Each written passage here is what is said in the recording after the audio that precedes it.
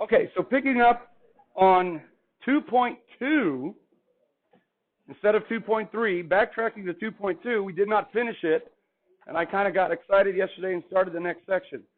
But we still have something left to do in this section. One more type of limit we're going to be looking at, and we won't really finish today, but should be able to finish pretty easy on Monday, because tomorrow is the school holiday.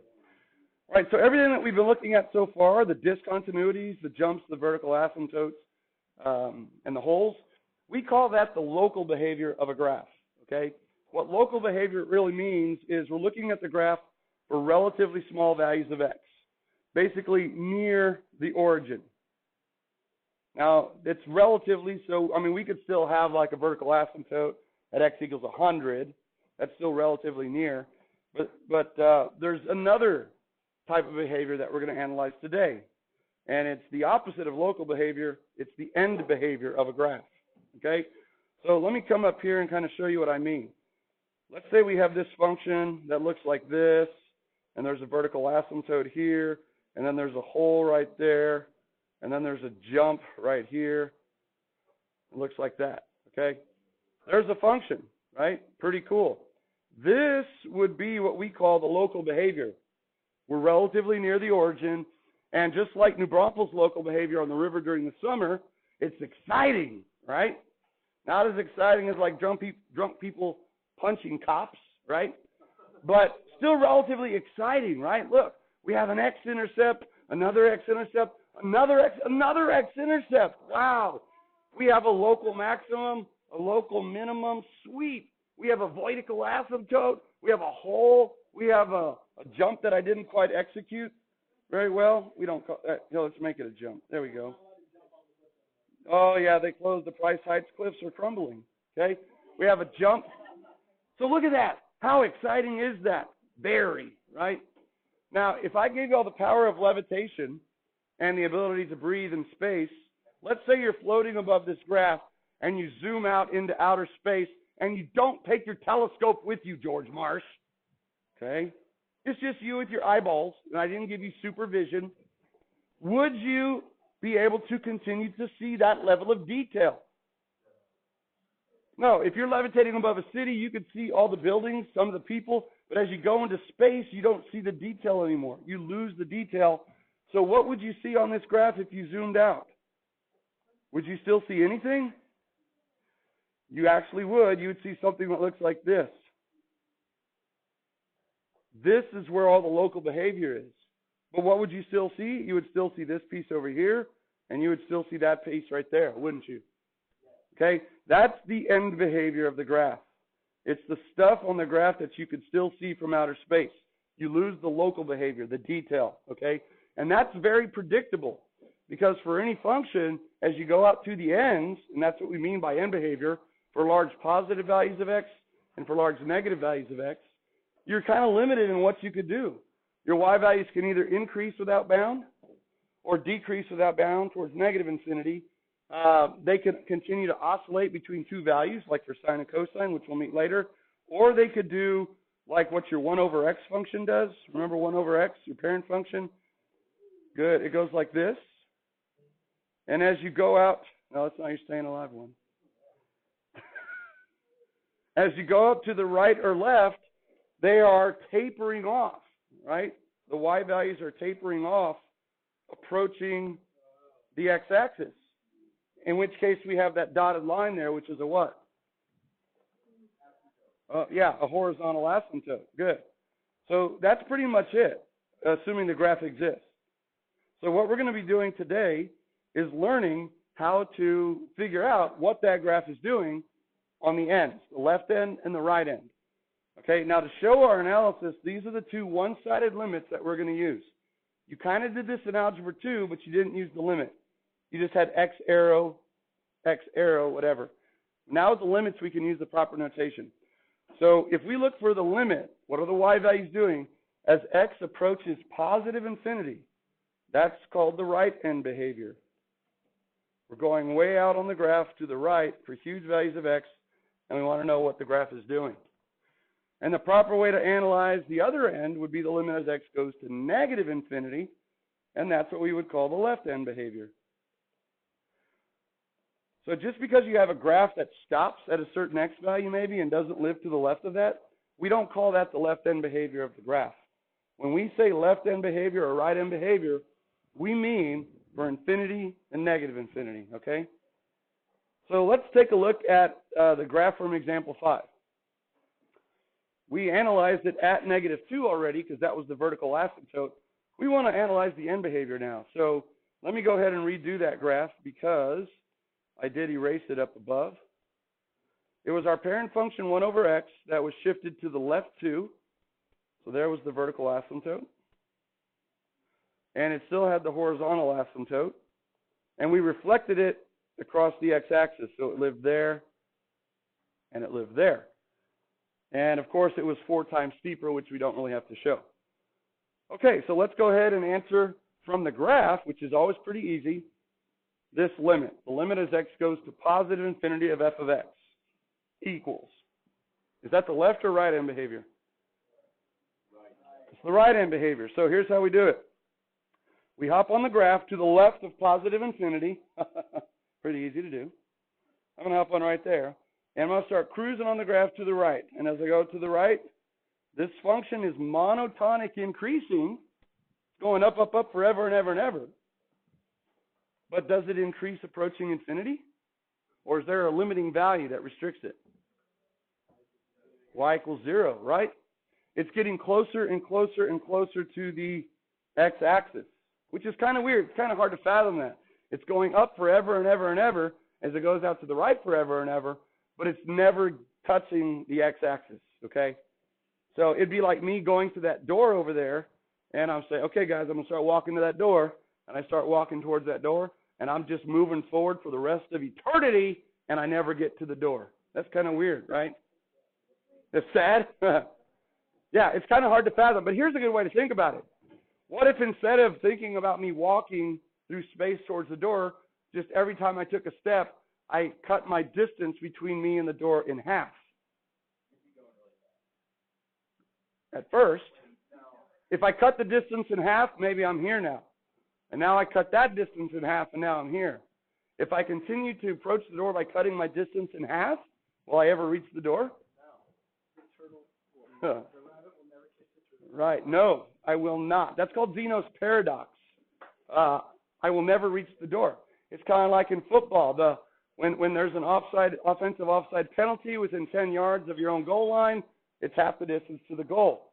And if that lineman keeps jumping off for the rest of eternity, that umpire who's setting the ball is going to be really frustrated because it's going to be hard to physically keep halving that distance, and maybe the coach will pull that lineman that's jumping off sides out of the game. But in theory, that ball will never end up in the end zone, okay? That would be the game that never ends, right? So that's kind of the idea. So this is going to 0. What about the limit as x goes to negative infinity? Up on the graph, go out to the left, it's approaching what? It's decreasing as you go to the left, or you could say it's increasing coming in from the left. It's also approaching 0, right? So that's the two end behaviors. 0 on both ends. Now, what graphical feature on the graph is there that manifests, I guess, because of it and doesn't necessarily cause it? But what's there? The asymptote, right? So this function, f of x, has a horizontal asymptote, which we can abbreviate at y equals 0. It's a horizontal line, so you have to say y equals. Not x equals for a vertical, y equals its horizontal, okay? It is an end behavior asymptote. Okay, so now let's define what a horizontal asymptote is in terms of a limit, like we've done with the other discontinuities, although this is not a discontinuity. It's an if and only if, so we'll start on this side. If the limit as x goes to negative infinity, if you hop on the graph and go out to the left, if it equals, I'm going to call it L sub 1. This is a finite y value, some finite y value. So just like we did, we approach 0. If you go out to the left and you approach a finite y value and or, which means it could happen on both sides or just one side, you go out to the right and you approach a finite y value, I'm going to call this one L2. They don't have to be the same. In our example, they were the same. It was 0 on both sides. But you could have graphs with two different horizontal asymptotes. If either one of those things or both of them happen, where L again is a finite y value, then we say the function has a horizontal asymptote at y equals L sub 1 and or, I should say, y equals L sub 2. You have two ends of the graph, left and right, so you can have maximum two horizontal asymptotes. Some graphs have one and are affected the same way on both ends, like what we just saw. Some graphs have one and they're only affected on one end, like exponential functions. But it also works the other way around. If I told you that a function had a horizontal asymptote at y equals some number, then you know as you go out to the left and or the right, it's going to be approaching that number, okay? So horizontal asymptotes, very cool. Now, as I go out to the right on this graph and approach 0, does that horizontal asymptote here force me to lift my pen or pencil when I'm drawing it? In other words, is that horizontal asymptote a discontinuity? No, it's not. Horizontal asymptotes are not discontinuities. True or false? A horizontal asymptote is a discontinuity. False. True or false? A horizontal asymptote is an asymptote. True. Okay? It is an asymptote. The only asymptote that is a discontinuity is the vertical, because it runs south to north or north to south forever, and we sketch graphs from left to right. Okay? So they're the only asymptotes that are discontinuities. Can a graph cross its vertical asymptote? Like cut through it? No, it cannot. Can a graph cross its horizontal asymptote? You probably don't know the answer to that yet, but the answer is yes. Okay? You can actually have a graph coming up like that and then approaching it from above. Okay? You can actually have a graph that does this. When we talk about sine and cosine later, we get these periodic functions that oscillate up and down. This is a function like a bouncing ball. It goes above and below the x-axis, oscillating, but each time it does it, it's by less and less and less and less and less. Okay? Notice as we draw it, much like that umpire trying to set the ball, we're going to lose our ability to show space above and below the x-axis. So it looks like it's just turning into the x-axis.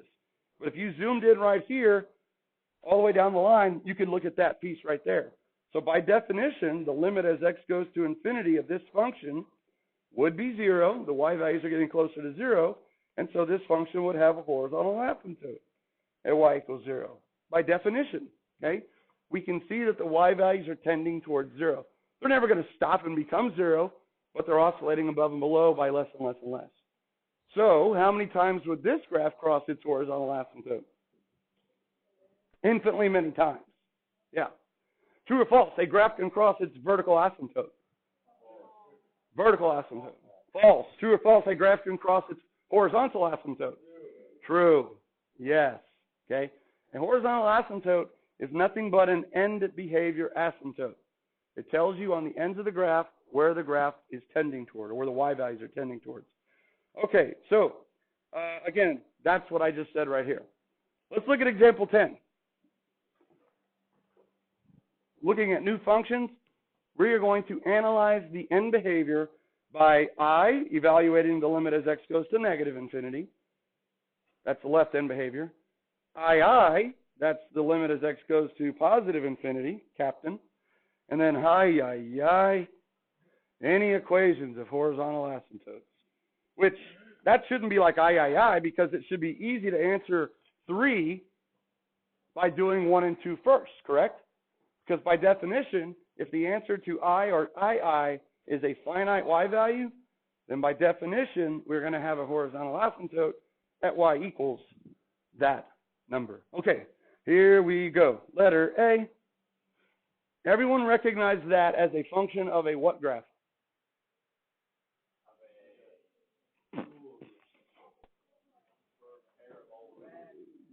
Parabola. Very good. Thank you, Mikey. Does it open up or down? And it's rad. It's rad. It's not wrong. It opens down. It's a parabola that opens downward. So here we go. Downward, right? Much like our faces when we have to leave school, right? Oh, school's over. Bummer. Gotta go. Okay? Now, I didn't draw the x to y axis there because I'm not interested in the local behavior. I'm only interested in the end behavior. And it doesn't matter where this thing is positioned on the coordinate plane. The end behavior is going to be the same. So let's write out our analysis tools first. The limit as x goes to negative infinity first. That is part A. Part B, What's the limit as x goes to positive infinity? And then part C, do we have any horizontal asymptotes? All right, so just looking at our awesome little rad graph there, what is the limit as x goes to negative infinity? Hop on the graph somewhere and start heading to the left where the y value is going. Down, down, down, down, down, down. So negative infinity. Does that mean there's a vertical asymptote there if our y values go down to negative infinity? No. If this happened at a number, like at x approaching 4 from the left, negative infinity, then there would be a vertical asymptote. But this is the end behavior, so there is no vertical asymptote on the end. Now, what would be another acceptable answer but less descriptive on a free response? When you say that the limit is negative infinity, remember you're saying the limit does not exist because the y values are going down forever. So you're telling me more information when you say negative infinity. You're telling me why. Okay, what would be the limit as x goes to positive infinity?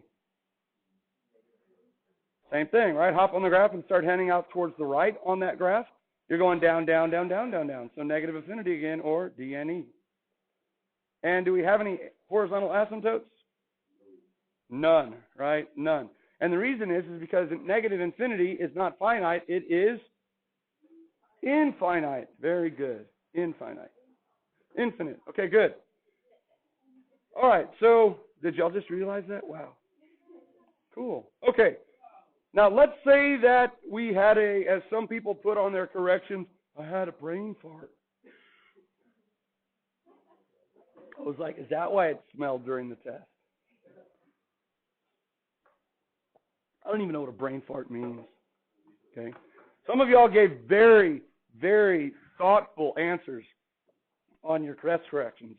I was convinced why you missed it, but if you just gave an answer like brain fart or like I didn't know how to do it, that doesn't give me enough information in terms of feedback.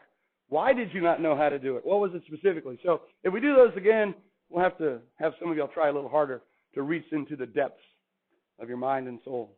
Okay? So let's pretend we don't know what this graph looks like.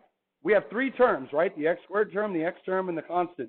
For huge values of x, no, bigger than that, which of these three terms contributes to the growth or the majority of the y value's magnitude?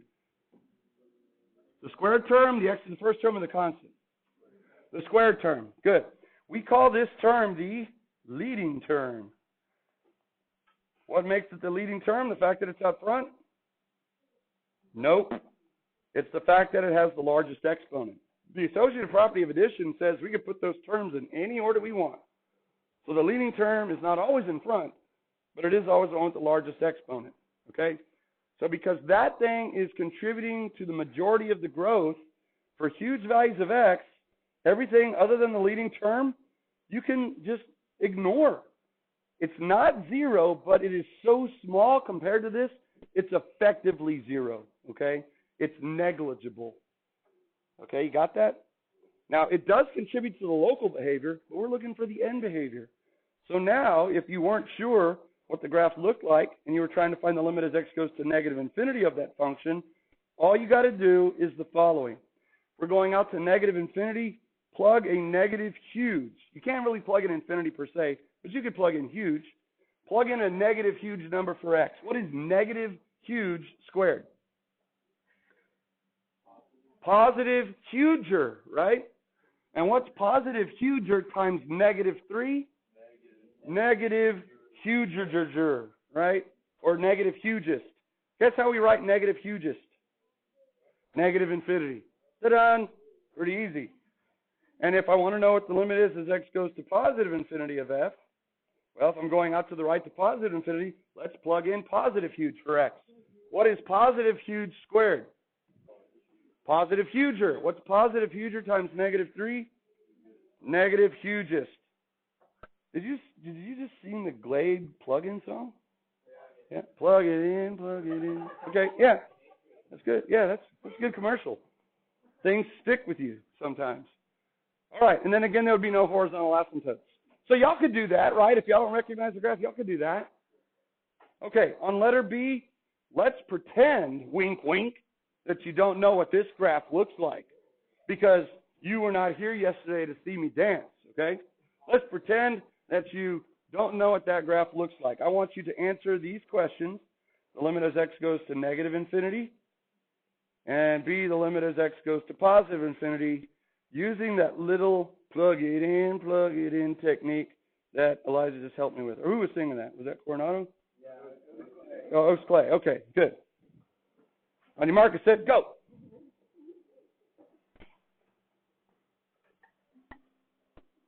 What'd you get? Oh, sorry. Sorry, I'll give you a little more time. You're just looking at the leading term because we're only interested in the end behavior. If we're approaching x equals infinity or negative infinity, it's only the leading term that you need to concern yourself with.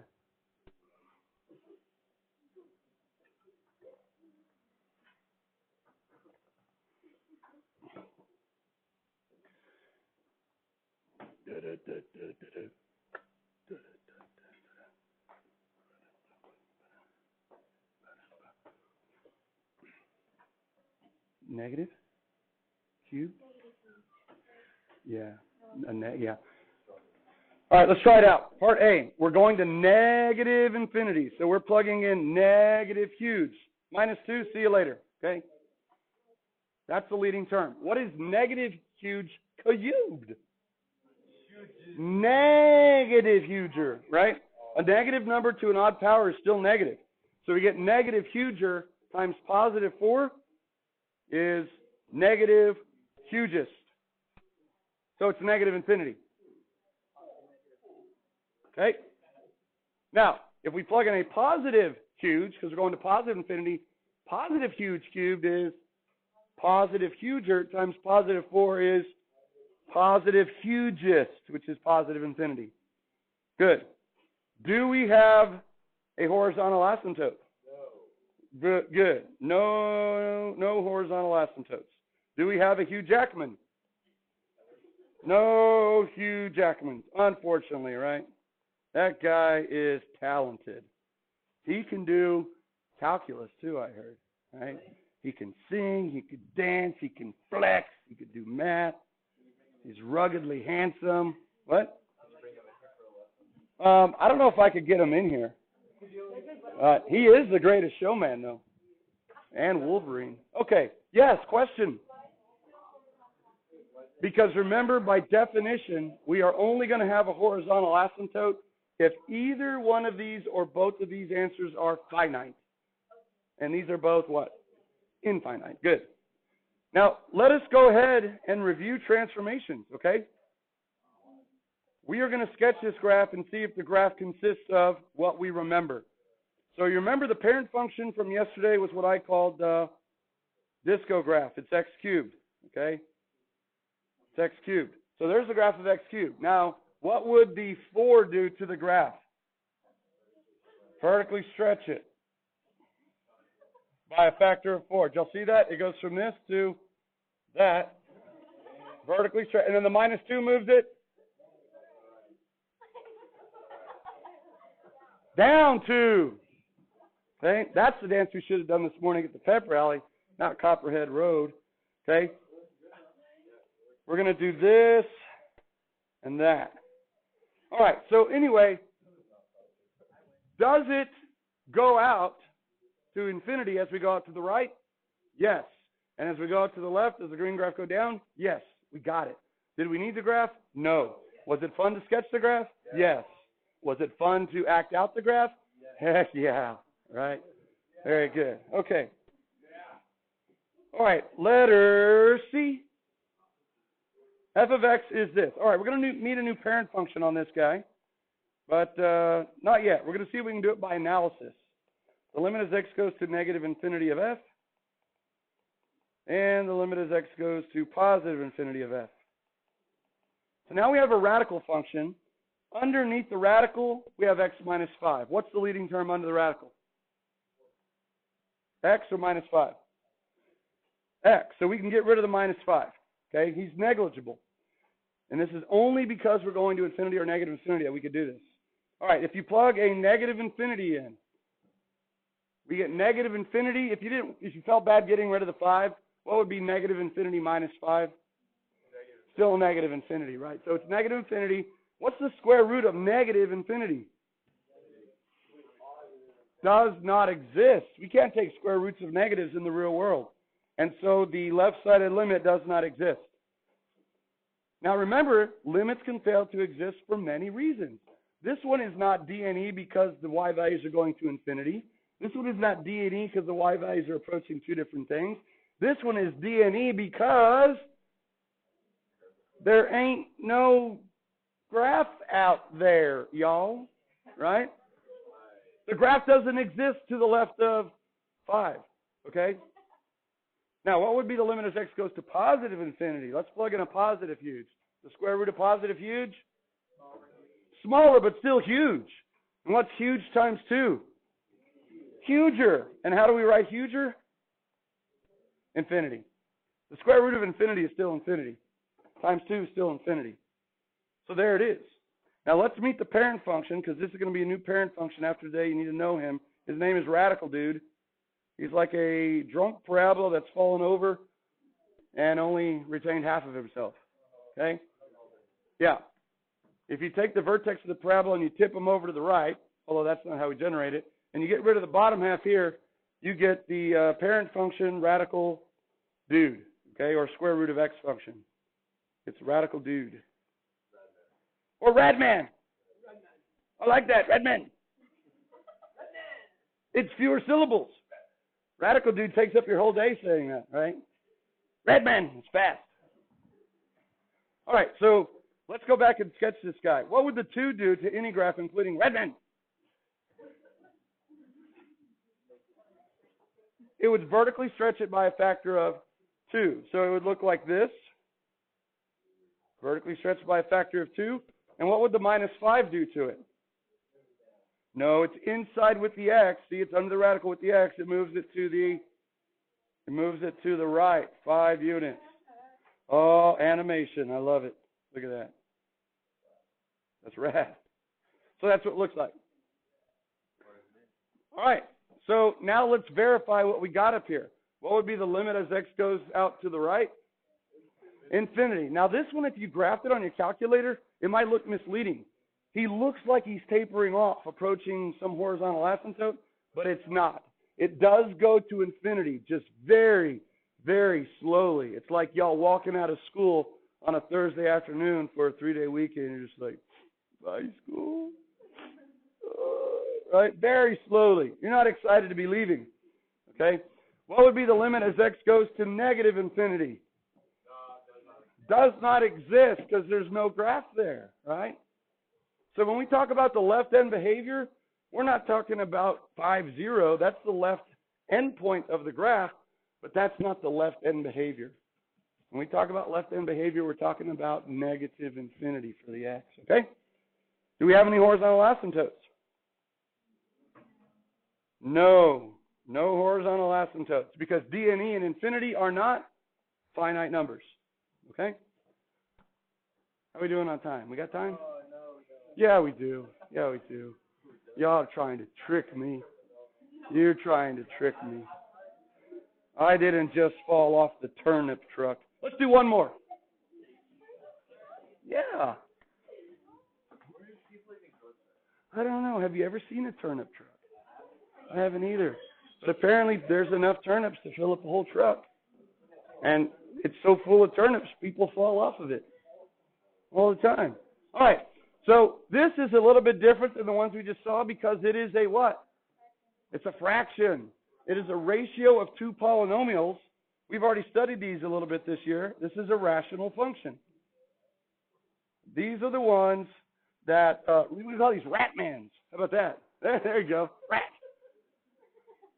They have polynomials in the denominator. We've already found domains of these. They're going to have discontinuities that are either wholes or VAs. We're not going to do that today, though. We're going to study the end behavior. So we don't know what this graph looks like, and I'm not going to make you do long division to get it in the standard transformation form yet. Not till 3.5. But let's look at the limit as x goes to negative infinity, and then let's look at the limit as x goes to positive infinity. Now, because it's a ratio, you have the ability to analyze the numerator and the denominator independently and then compare them to each other. There are going to be 3 cases that we're looking for. So if you want to insert a page here, there's 3 cases when you have a ratio, okay? Case 1. Let's say you have a function and you have a slow-growing function, or let's do the other way around. We have a fast-growing function over a slow-growing function. Kind of like an example would be like an x cubed plus something over an x squared plus something. For large values of x, x cubed grows faster than x squared. Would you agree? Okay. What's happening to those ratios if they're both getting big, but the top is getting bigger faster? It would look something like this. 10 over 1, 100 over 2, 1,000 over 3. Notice they're both getting bigger, the top and bottom, each sequence, but the top's getting bigger faster. What's happening to those numbers, the ratios themselves? Are they getting bigger, smaller, or staying the same? They're getting bigger. 10 divided by 1 is 10. 100 divided by 2 is 50. 1,000 divided by 3 is 333.3. 10,000 divided by 4 is a big number. 500 times, it's big. Math, right? They're getting bigger, approaching what? They're getting infinitely large. And it can actually happen in the plus or minus, right? If I put plus or minuses here, in magnitude, they can get infinitely large. So anytime the top grows faster than the bottom, your ratios are going to explode to some type of infinity, okay? Case 2. Let's say I have it flipped, and now I have a slow-growing function in the top and a faster-growing function in the bottom. An example of that would be, just flip it around, x squared plus something over x cubed plus something. So now let's see what that's going to look like. That would be like 1 over 10, plus or minus, I guess. 2 over 100. 3 over 1,000, plus or minus 4 over 10,000. Right? They're both getting bigger in magnitude. What's happening with these ratios, though, if the bottom's getting bigger faster? They're getting smaller and smaller, approaching what? Are they approaching negative infinity? Small? No. Think about like mixtures. 1 part per 10. That might be diluted for some people. It might be strong. But 2 parts per 100 is even more diluted, right? If you have 3 parts per 1,000, that's even more diluted. 4 parts per 10,000, that's even more diluted. So as we go to the right, this trace element that's in the numerator, it's going to be more and more of a trace element, meaning at some point it's going to be so diluted that it's negligible. You could drink water with pee in it, right? Because it's so negligible, right? Or if you're Bear Grylls, you just drink the pee right out of a snake skin. Did y'all see him do that? And he did it for a TV show. It wasn't even like he really was dying. Anyway, this is approaching what, everybody? 0. Yeah. And that's the answer. Anytime the bottom grows faster than the top, anytime, regardless of how much faster the bottom grows, it's going to approach 0 every time. What do you think case 3 is? They grow at the same rate. Yeah. Same rate, same rate. That would be something like x cubed, let's call it ax cubed over bx cubed. Because they're going to infinity at the exact same rate, what essentially could we do with those x cubes? They would divide out, not cancel. They would divide out, leaving what behind as a residual? A over b, right? So that would be like ax to the first over bx to the first. That's going to be a over b. Or ax squared over bx squared. That's going to also be a over b. So in general, they are approaching the leading coefficient over the leading coefficient, which is going to be a finite number. So of these 3 cases, top grows faster, bottom grows faster, grow at the same rate, How many of those three cases are going to yield horizontal asymptotes? Which one? Case 2 is going to be y equals 0, a horizontal asymptote for sure. But what if I had this down here? What if I gave this example of like 4x cubed plus who cares over 2x cubed plus who cares? That's going to be approaching what? Leading coefficient over leading coefficient. Is that a finite number? Yes, so guess what? This is also going to be approaching a horizontal asymptote at y equals a over b. So 2 of the 3 have horizontal asymptotes. Good. So when we pick up on, y'all can go, yeah. When we pick up on Monday, we'll start with example 10D, and we have 3 ratios in a row, okay? Practice, practice, practice. Have a super weekend.